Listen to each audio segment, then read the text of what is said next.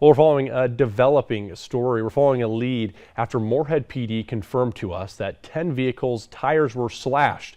Valley News Team's Harrison Prey went to that area of where it happened and spoke with a victim.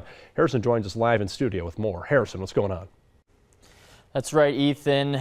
Tire slashes in two different areas in Moorhead, 10 of them happening on the 1200 block on Bellesley Boulevard, and the rest of them occurring near Industrial Park on 12th Avenue South, according to Moorhead Police. Now, they're unsure of how many happened near Industrial Park, but they're working to find the exact amount as we speak.